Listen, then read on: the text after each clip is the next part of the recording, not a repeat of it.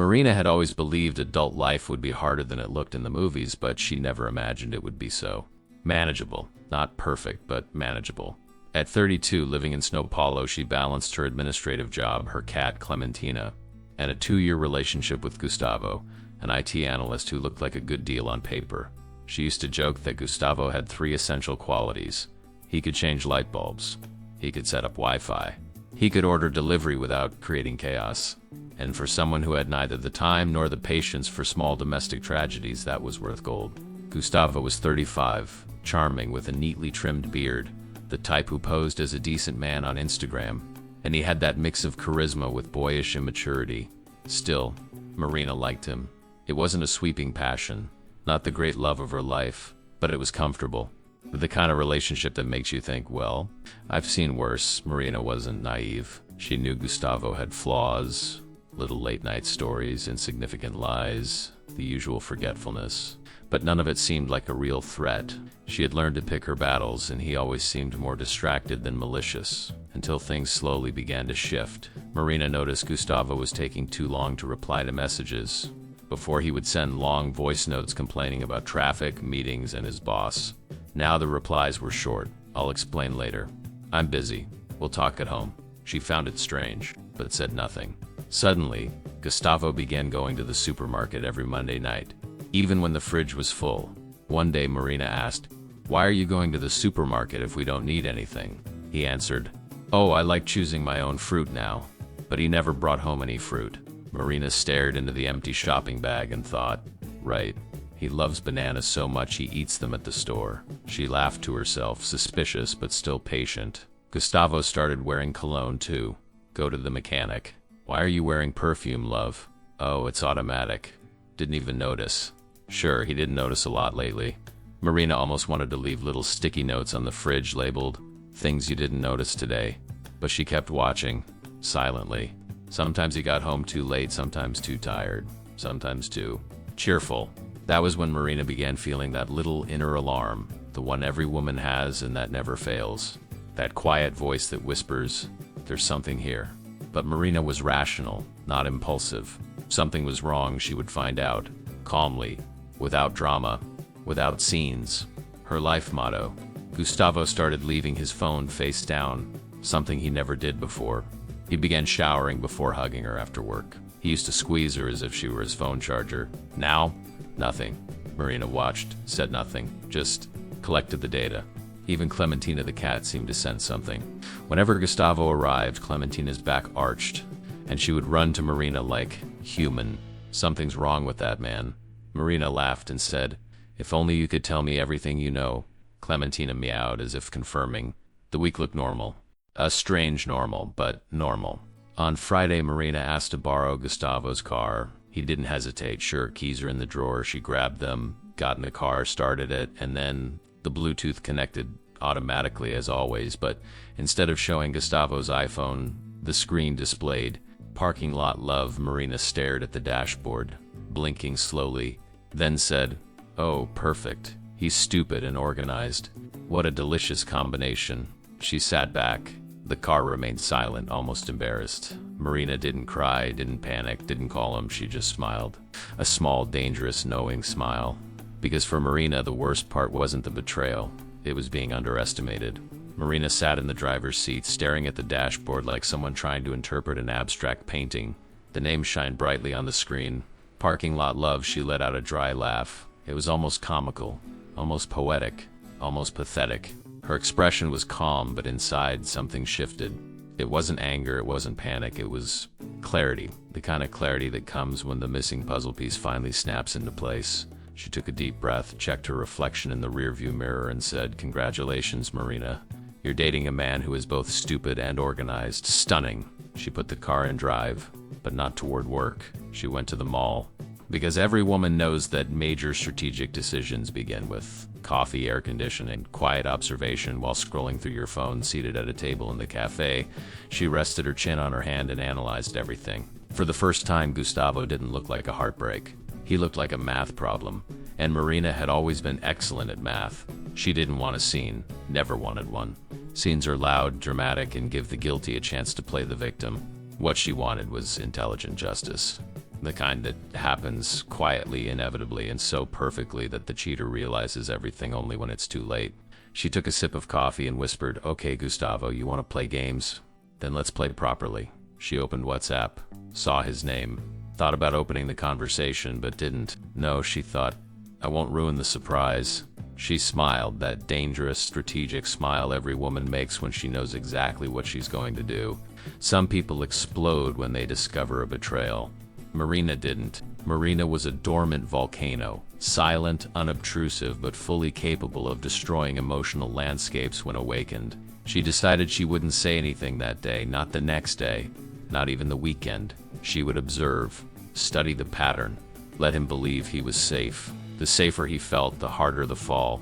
Sunday afternoon, Gustavo was lying on the couch scrolling on his phone. Marina walked past and asked, "Love, I'm going to the market. Want anything?" He didn't even look up. "No, just bring chocolate, any kind." Marina smiled inside. Any kind, she thought. The same amount of attention you give me. That night she made a decision. She would become the calmest, quietest, most predictable person in the apartment, so he would never suspect the storm she was preparing. That same night, Gustavo fell asleep like a baby, peacefully, innocently, and absolutely unaware that his life was about to become a documentary titled Karma in HD, Episode 1. Marina got up slowly, walked to the bedside table, took his phone, placed his thumb on the fingerprint sensor while he slept, unlocked on the first try. "Adorable," she whispered. "Even sleeping, you cooperate."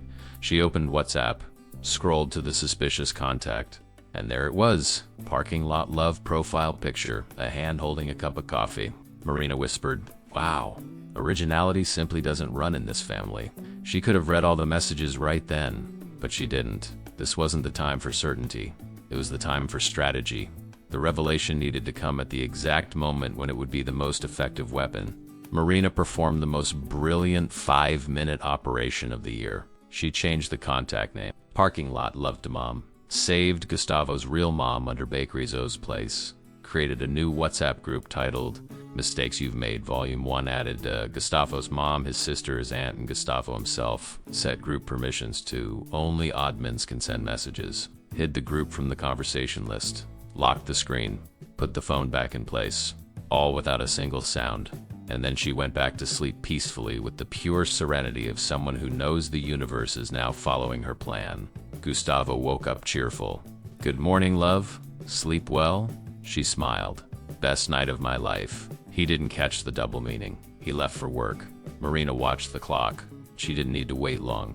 At 10:47 a.m., the first automated message hit the group, sent by Gustavo, thinking he was texting the mistress. "I'll be there in 15 minutes, love. Same parking spot. Be ready." It automatically forwarded to his mom, his sister, his aunt, himself 13 minutes later. Her phone started vibrating nonstop. Gustavo calling, his sister calling, his mom texting, his aunt sending voice messages. Marina prepared her coffee, in silence, watching karma unfold, exactly as planned. Marina's phone vibrated as if trying to warn her of an incoming emotional earthquake, but she didn't answer a single call. She simply stirred her coffee with total calm while Clementina the cat looked on from the table, judging everything with her usual feline superiority. "Yes, my love," Marina said to the cat. "The universe is working overtime today." At 10:58 a.m., Gustavo called again, then sent a desperate text. "Marina, please answer. Something weird happened." She smirked. "Weird? Oh, darling. What's weird is that you thought you'd never get caught." She took a sip of coffee and replied, "I'm not tech support, Gustavo. Call IT," and put her phone on silent mode. No outside noise would interfere with the glorious moment she'd been waiting for, his downfall. Live. Meanwhile, at Gustavo's mother's house, his mom, Donna Elza, held her phone with trembling hands and reread the message again and again. "I'll be there in 15 minutes, love. Same parking spot as always." Her jaw dropped. My God, who is this woman? And what parking spot? Gustavo's sister, Bianca, was furious. "Is he stupid, is he? You have to be really stupid to send that to the family group chat." Aunt Fatima, a professional gossip since 1983, already started typing a paragraph. "I always suspected that girl from HR, the one with the short skirt. Bet it's her," Bianca answered. "Mom, stay calm." "I am calm." Donna Elza screamed, calm as a rock. And in that atmosphere of pure chaos, Gustavo was at work, blissfully unaware that his life was about to implode. Gustavo sat at his desk calmly answering emails, as innocent as a sleepy golden retriever, until, ping, a notification from the family group. He casually unlocked the phone, read the message, and froze. It was like someone unplugged his soul. He turned pale, stopped breathing, stared at the screen as if witnessing the end of civilization. He whispered, "No, no, nitrogen monoxide. This can't be happening. How? How?" His coworker looked over. "Dude, are you okay?"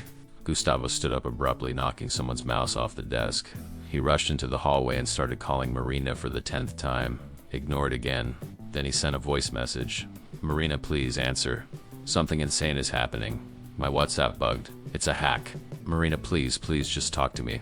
Marina washed a cup and calmly said to herself, "Bugged? Sure. It must have been anonymous, right?" An hour later, Marina received a text from Gustavo's mother. "Marina, dear, are you okay? Is something happening?" Gustavo sent a strange message in the family group. Marina answered with surgical elegance. "Hi, Donna Elza, I'm great. And you? How are you handling the message?" The mother replied.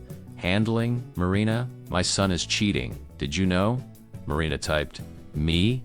No, but he did," and set her phone down, calm, controlled, brilliantly ironic. Hours later, Gustavo burst through the apartment door looking like he had survived a war. He was sweating, pale, shaking, the physical embodiment of regret. "Marina, we need to talk." He was on the couch watching a cooking video. She glanced at him and asked, "Sure, love. About what?" He paced the room like a man on fire. "Someone hacked my WhatsApp. I sent a message to someone and it ended up in my family group. Marina, this is serious." She tilted her head. "Really? Wow. Sounds intense." "Intense? Strange how the hacker typed exactly like you and knew the exact parking spot. What a coincidence." He froze. Marina smiled slightly. It was the smile of someone who knew everything and was enjoying every second. "Marina, I can explain." "Yes, you can. But first tell me, do you always park in the same spot?" I found that part very poetic. Silence. Deep, humiliating silence. "Marina, I was, texting." "Texting who, Gustavo?" A friend." "Name? Age? CPF? RG? Blood type? Marina?" She crossed her legs calmly. "Gustavo, did you cheat on me in the company parking lot? Seriously? Not even a creative location?" He collapsed inside. Marina sighed. "Look, cheating is already unattractive. But cheating in a parking lot? That's just laziness." Gustavo dragged a hand down his face. "I was an idiot. Correct. I shouldn't have done that. Also correct. I regret it. Naturally." He swallowed hard. "Marina, did you touch my phone?" She leaned in, looked him straight in the eyes and said, "Would it make a difference, Gustavo?" He inhaled sharply. You ruined me." She shook her head gently. "No, you ruined yourself. I just turned on the lights." Then she grabbed her bag and walked to the door. "I'm going to the supermarket, but this time, don't worry. I'll actually come back with groceries." And she left, calm, collected, completely victorious. Gustavo sat on the couch like a man who had been hit by an emotional truck. The silence in the apartment was so heavy that even Clementina the cat quietly left the room as if saying, this smells like embarrassment. I'll give you two some privacy." Gustavo rubbed his face with trembling hands. "What am I going to do now? My mom is furious. My sister won't even look at me. Aunt Fatima said she's calling my grandmother." Marina, putting on her shoes by the door, replied with calm cruelty, "Oh, then brace yourself, because once the grandmother knows, that's when divine punishment begins." He looked devastated. "Marina, are you going to leave me?" "Gustavo, you betrayed yourself before you betrayed me. I simply watched the premiere." She grabbed her bag, fixed her hair, and walked out. No yelling, no drama, no chaos. The revenge was done. Silence said everything. Marina woke up at her friend Fernanda's apartment. She had slept there not out of weakness, but out of strategy. New space, new air, new energy.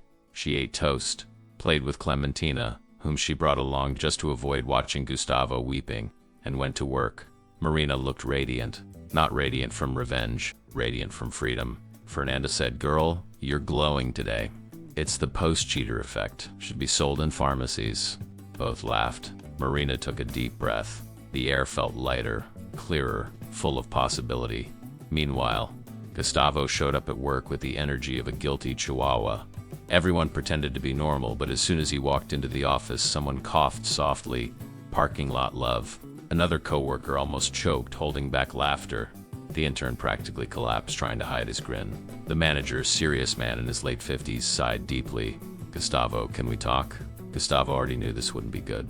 They entered a small meeting room. The manager crossed his arms. Your personal life is yours, but when it spills into the workplace and involves, well, the company parking lot. Pause. Including a spot designated for employees only. Gustavo covered his face with both hands. The manager continued. We're temporarily transferring you to the Santana branch until things calm down. Gustavo's eyes widened. Santana. Yes. And please, avoid shared parking spaces. And that was it. His career had officially been redirected by karma. His mother was inconsolable. She called Marina at 3 p.m. Marina, dear, I don't know what to say. I'm sorry.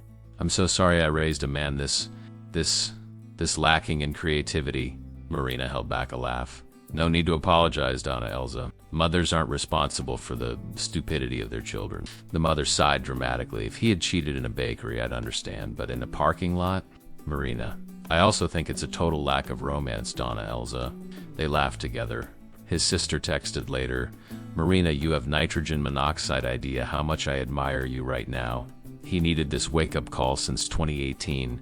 And Aunt Fatima, the legend, I always suspected him. A man who cries too much when cutting onions cannot be trusted. Marina replied politely, Thank you, Auntie. No tear was shed, no plate was broken. Just karma working through the hands of time. Marina moved into her own place, painted the living room wall, bought a plant that would probably die in 2 weeks but still made the apartment charming. Freedom tasted like peace, and peace was addictive. She enjoyed sleeping without waiting for shady notifications, eating without sharing fries, leaving her phone charging anywhere, spending Sundays doing nothing without emotional tension. With each passing day, she realized she hadn't lost a boyfriend. She had recovered herself. 2 weeks later, Gustavo showed up at her building asking for one last talk. Marina went down. He looked terrible. Tired eyes, messy hair, guilt carved into his face. Marina, I'm here to apologize. She crossed her arms. Okay, you apologize. Goodbye. He blinked, stunned. I was an idiot. Yes, I shouldn't have done it. Also, yes, I regret everything. Normal. He swallowed. Don't you want to give it another chance? She looked at him with peace. Not anger, not bitterness, not sadness. Just clarity. No, Gustavo. I don't want a relationship that asks me to ignore the obvious. And you are very obvious. He froze. Marina continued, I like intelligent men. Intelligent men don't leave clues like parking lot love. He inhaled, defeated. I miss you. I don't, she said kindly. I missed myself. And now that I found me again, I won't lose myself for anyone. He lowered his head. She patted his shoulder gently. Good luck, Gustavo. And, next time choose better contact names. Parking lot love is awful. And she walked back inside. Door closed. Story closed. Cycle closed. Months later, Marina was lighter, happier, more confident. Her career blossomed, new friendships appeared, she slept peacefully, and whenever someone asked about Gustavo, she smiled and said, He taught me an important lesson. Which one? Never park my heart in tight spaces. If this story touched your heart, please subscribe to Stories We Tell, leave a like, and share it with someone who needs to hear it. Your support helps us keep creating stories about love, forgiveness, and second chances, because stories that touch the heart deserve to be told and remembered. Thank you for being here.